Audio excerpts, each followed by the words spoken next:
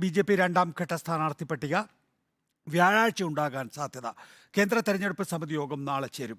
മഹാരാഷ്ട്രയിൽ NDAയിൽ തർക്കം തുടരുകയാണ്. 195 സ്ഥാനാർത്ഥികളെ പ്രഖ്യാപിച്ച ബി.ജെ.പി രണ്ടാം ഘട്ട സ്ഥാനാർത്ഥി നിർണയത്തിന് തയ്യാറെടുപ്പുകൾ തുടങ്ങി. സംസ്ഥാന ഘടകങ്ങൾ നൽകിയ പട്ടികയിൽ നിന്നും വിജയസാധ്യത കണക്കിലെടുത്താകും സ്ഥാനാർത്ഥികളെ കണ്ടെത്തുക. സിറ്റിംഗ് എംപിമാരിൽ പലർക്കും സീറ്റില്ലെന്നാണ് വിവരം.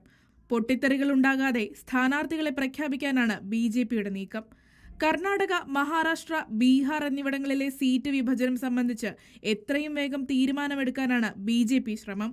കർണാടകയിൽ JDSയുമായുള്ള ബി.ജെ.പിയുടെ സീറ്റ് വിഭജന ചർച്ചകൾ അന്തിമഘട്ടത്തിലാണ്. മഹാരാഷ്ട്രയിൽ NDAയിൽ തുടരുന്ന തർക്കം പരിഹരിക്കാൻ കേന്ദ്ര ആഭ്യന്തരമന്ത്രി അമിത്ഷാ ഇന്ന് സംസ്ഥാനത്തെത്തും. വിദർഭ, വടക്കൻ മഹാരാഷ്ട്ര, മറാത്താവാഡ മേഖലയിലാണ് തർക്കം. ഏക്നാഥ് ഷിൻഡെ വിഭാഗം ശിവസേന, അജിത് പവാർ വിഭാഗം NCP, ബി.ജെ.പി എന്നീ പാർട്ടികൾ ആവശ്യപ്പെടുന്നത് ഒരേ സീറ്റുകൾ തന്നെയാണ്. 48-ൽ 22 സീറ്റുകൾ ഏക്നാഥ് ഷിൻഡെ വിഭാഗം ശിവസേന ആവശ്യപ്പെട്ടു. അമിത്ഷാ നേതാക്കളുമായും ചർച്ച നടത്തും. റിപ്പോർട്ടർ, ഡൽഹി.